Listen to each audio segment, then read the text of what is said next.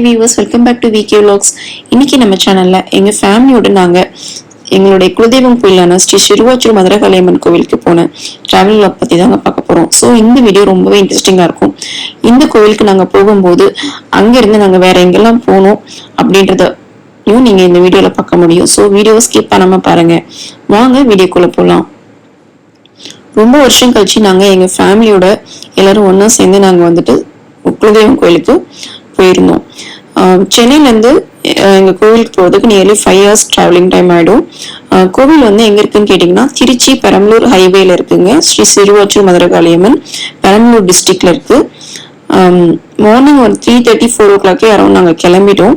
நாங்கள் ரீச் ஆகுறதுக்கு 10 o'clock ஆயிடுச்சு அப்பயும். ஏன்னா இன் பிட்வீன் நாங்கள் வந்துட்டு பிரேக்ஃபாஸ்ட் ஒரு ஹோட்டலில் சாப்பிட்டுட்டு அங்கே ஒரு 1.5 மணி நேரம் ஆயிடுச்சு பிரேக்ஃபாஸ்ட் முடிக்கிறதுக்கு. அதுக்கப்புறமா நாங்கள் போய் கோவில் ரீச் ஆகுறதுக்கு நியர்லி 9:30 to 10 o'clock ஆயிடுச்சு. நீங்க வந்து கோவில் வந்துட்டு அந்த ஹைவேல பெரிய ஆர்ச் மாதிரி இருக்கும். அந்த ஆர்ச்ல இருந்து நீங்க உள்ள போனீங்க அப்படின்னா அந்த ரோட்ல உள்ள போனீங்கன்னா ஒரு 1.5 kilometerல உங்களுக்கு கோவில் வந்துடும். கோவிலுக்கு வந்து நீங்க வேணுங்கிற பூஜை சாமானம் எல்லாமே நீங்க இந்த கோவில் ரோட்லயே உங்களுக்கு எல்லாமே கிடைக்கும். நீங்க ஏதாவது வாங்கிட்டு வராம இருந்தீங்கன்னா கூட நீங்க இந்த சிறுவாச்சூர்னு போர்டு பாக்குறீங்க இல்லையா, இந்த ரோட்ல இருந்து உங்களுக்கு பார்க்கும் போதே உங்களுக்கு அந்த பூ மாலை அர்ச்சனை பொருட்கள் அபிஷேக பொருட்கள்னு சொல்லிட்டு எல்லாத்துக்கும் கடை கிடைக்கு. ஈவன் சாமிக்கு புடவை சாத்தணும்னா கூட உங்களுக்கு அங்கேயே கடை இருக்கு. அங்கேயே கூட நீங்க வாங்கி நீங்க சாமிக்கு புடவை சாத்த முடியும். ஸோ இந்த ரோட்லயே உங்களுக்கு எல்லா பூஜை சாமானமும் கிடைச்சிரும். நீங்க வந்துட்டு எதுவும் எடுத்துட்டு வரலையேன்னு யோசிக்க தேவையில்லை.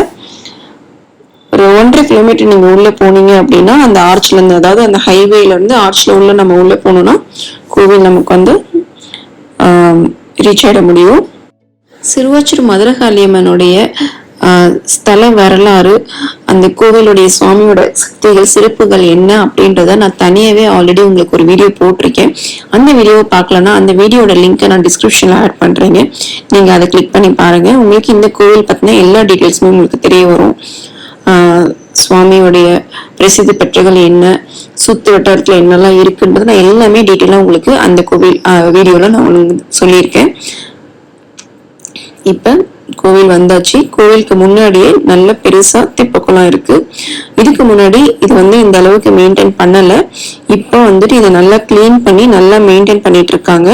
பாத்தீங்கன்னாவே தெரியுது உங்களுக்கு நிறைய தண்ணி இருந்தது. அந்த சுத்தி அந்த கேட் போட்டு ரொம்ப நல்லா மெயின்டைன் பண்ணியிருந்தாங்க தெப்பக்குளத்தை. சிறுவாச்சூர் மதுரகாளியம்மன்ல உங்களுக்கு வருடம் திருவிழா எப்பன்னு கேட்டீங்கன்னா சித்திரை மாசம் அமாவாசை அன்னைக்கு ஆரம்பிச்சு அதுல வந்து 10 நாள் தொடர்ந்து உங்களுக்கு இங்க தேர் திருவிழான்னு சொல்லிட்டு திருவிழா நடக்குது. ரொம்பவே விமர்சையா சுத்து வட்டாரத்துல இருக்கிற எல்லா கிராம மக்களும் சேர்ந்து ரொம்பவே அருமையா இங்க வந்து அந்த திருவிழாவை கொண்டாடுவாங்க. இப்ப நீங்க பார்த்துட்டு இருக்கிறதுதான் ராஜகோபுரம், கோவிலுடைய என்ட்ரன்ஸ். லெஃப்ட் சைட்ல உங்களுக்கு தெப்பக்குளம் இருந்தது. நாங்க வந்து எங்க ஃபேமிலியில முடி காணிக்க, அதாவது பூமுடி கொடுக்கறதா முடிவு பண்ணியிருந்தோம். ஸோ வந்துட்டு நானு, எங்க அத்தை, எங்க அக்கா 3 பேருமே பூமுடி கொடுத்துருந்தோம். அப்புறம் தக்ஷேஷ் வந்துட்டு மொட்டை போட்டாச்சு அவருக்கு மட்டும். அங்க பூமுடியெல்லாம் கொடுத்துட்டு குளிச்சுட்டு நாங்க மறுபடியும் சுவாமி தரிசனம் பார்க்கறதுக்கு இப்பதான் கோவிலுக்குள்ள என்டர் ஆகுறோம். கோவிலுக்கு நேர் எதிரில், அதாவது மூலவர் சன்னதிக்கு நேர் எதிரில் வெளியில வந்துட்டு உங்களுக்கு சின்னதா நாகர் புத்து மாதிரி மரம் இருக்கு. அதை சுத்தி நிறைய நாகர் வந்து பிரதிஷ்டை பண்ணிருப்பாங்க, மணியும் கட்டியிருப்பாங்க. அங்க வந்து நீங்க பிரகாரம் சுத்தி வந்துட்டு உள்ள போயிட்டு சாமி கும்பிடலாம். இந்த கோவிலுடைய ஸ்பெஷாலிட்டி வந்துட்டு மாவிடிச்சு மாவிளக்கு போடுறதுதான் எங்க குலதெய்வத்துக்கு ரொம்ப விசேஷம். அங்கேயே உங்களுக்கு அந்த ஊரெல்லாம் வச்சிருப்பாங்க. ஸோ நாங்க வீட்டுல இருந்து அரிசி கழுவி ஊற வச்சு எடுத்துட்டு போயிட்டோம். கிளம்பும் போது அது போன உடனே தண்ணி வடிச்சிட்டு அங்க வந்து நாங்க மாவிடிச்சு விளக்கு கூட ரெடி பண்ணோம். இது நீங்க உங்களால முடியும் அப்படின்னா நீங்களே இடிக்கலாம் விளக்கு போடுறதுக்கு. அப்படி முடியல அப்படின்னா உங்களுக்கு அங்க வந்து கூலிக்கு வந்து ஆள் கிடைக்கும். அங்க பக்கத்துல நிக்கிற லேடி, ஹஸ்பண்ட் பக்கத்துல நிக்கிற லேடி லேபர். இப்ப நம்ம வந்து ஒரு சம்பிரதாயத்துக்காக நாங்க எல்லாருமே கொஞ்சம் கொஞ்சம் இடிச்சுட்டு அவங்க கிட்ட கொடுத்துட்டோம். அவங்க வந்து ஃபுல்லாவே இடிச்சு ஜலிச்சு வெல்லம் சேர்த்து ஏலக்காய் சுக்கு எல்லாமே சேர்த்து நம்ம கொண்டு போன பொருள் எல்லாமே சேர்த்து மாவு விளக்கும் அவங்களே பிடிச்சு கொடுத்துட்றாங்க. இதுக்கு வந்துட்டு அவங்க கேக்குறது வந்து ஒரு 250 rupees தான் கேக்குறாங்க 1 கிலோக்கு. அதுக்குள்ளார நாங்க வந்துட்டு தேங்காய் பழத்தட்டு எல்லாமே ரெடியா எடுத்து வச்சிட்டோம்.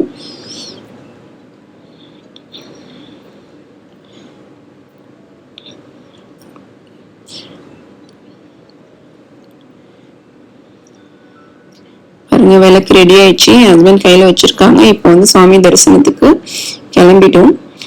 உள்ள வந்த உடனே மாவிளக்கு ரெடி பண்ணிட்டு தான் நம்ம வந்து சுவாமி தரிசனம் பண்ண போறது. மாவிளக்கோட தேங்காய் பழத்தட்டு எடுத்துட்டு, இங்க அதுதான் பழக்கம்.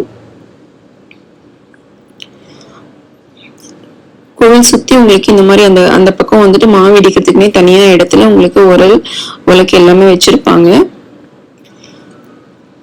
இதுதான் கோவில் உள்ளார வெளிப்பிரகாரம், உள்பிரகாரம். தேங்காய் பழத்தட்டு வெளியிலேயே உடைச்சாச்சு. தேங்காய் இங்க உடைச்சிட்டு நீங்க டிக்கெட் கவுண்டர்ல வெளியில வந்துட்டு, கோவிலுக்கு வெளியில வந்துட்டு கவுண்டர் இருக்கு, அர்ச்சனைக்கு டிக்கெட் வாங்கிட்டு நம்ம உள்ள சுவாமி தரிசனம் பார்க்க போக வேண்டியதுதான். நீங்க வந்து மாவிளக்கு போடணும், அபிஷேகம் பார்க்கணும்னா 12 மணிக்கு மேல நீங்க அங்க இருக்கிற மாதிரி பாத்துக்கணும். இல்ல வெறும் விளக்கு போட்டுட்டு நாங்க அர்ச்சனை பண்ணிட்டு கிளம்புறோம்னா நீங்க அதுக்கு முன்னாடியே வரலாம். இப்ப நீங்க பார்த்துட்டு இருக்கிறதா சிறுவாச்சூர் மதுரகாளியம்மனுடைய மூலவர் சன்னதி போட்டோ. நாங்க எல்லாரும் சுவாமி தரிசனம் முடிச்சுட்டு வெளியில வந்து எல்லாரும் ரிலாக்ஸா கொஞ்ச நேரம் உட்கார்ந்து இருந்தோம். விளக்கேற்றி நாங்கள் தேங்காய் பழம் முடிச்சு சுவாமி நல்லாவே தரிசனம் பார்த்தாச்சு. இந்த கோவில்ல வந்துட்டு மதியம் 12 மணிக்கு மேலதாங்க அபிஷேகம் நடைபெறும். நீங்க வந்து அபிஷேகம் பார்க்கணும் அப்படின்னா 12 மணிக்கு அங்க இருக்கிற மாதிரி போங்க. இந்த கோவிலோட இன்னொரு சிறப்பு வந்து என்னன்னு கேட்டீங்கன்னா, திங்கட்கிழமையும் வெள்ளிக்கிழமையும் மட்டும்தான் இந்த கோவில் திறந்திருக்கும். அது இல்லாம மாதம் வரக்கூடிய அமாவாசை பௌர்ணமி அன்னைக்கு மட்டும்தான் கோவில் திறந்திருக்கும். மீதி நாள்ல மதுரகாளியம்மன் பக்கத்துல இருக்கிற மலையில இருக்கிற செல்லியம்மனோட போய் இருக்கிறதுனால இந்த கோவில்ல 2 நாள் தான் சுவாமி தரிசனம் கொடுக்கும் உங்களுக்கு.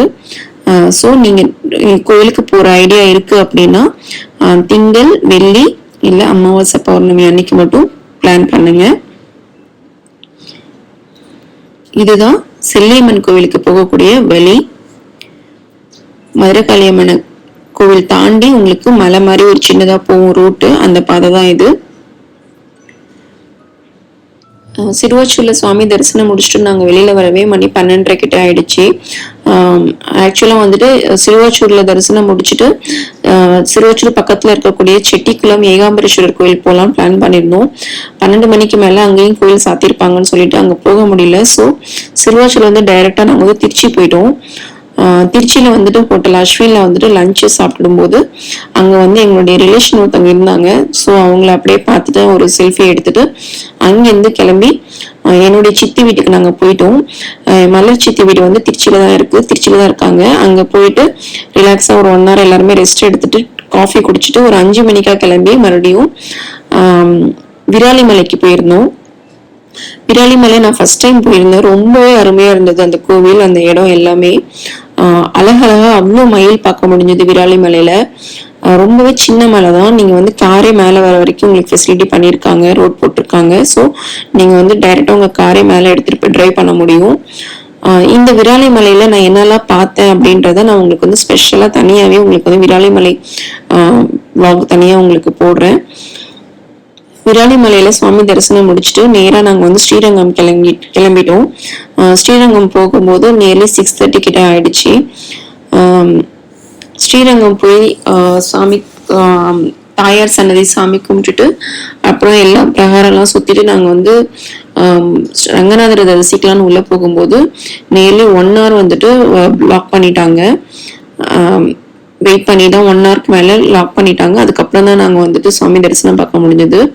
இதுக்கு முன்னாடி நீங்க பார்த்த பிக்சர் அந்த கோவிலுடைய ரதம் ரொம்பவே அழகா அந்த ஸ்ரீரங்கத்துடைய ஃபேமஸ் யானை வந்து அன்னைக்கு நாங்க பார்க்க முடிஞ்சது. கோவில் யானைய நிறைய யூடியூப் வீடியோஸ்ல நீங்க இந்த யானையை பத்தின வீடியோ பார்த்திருப்பீங்க.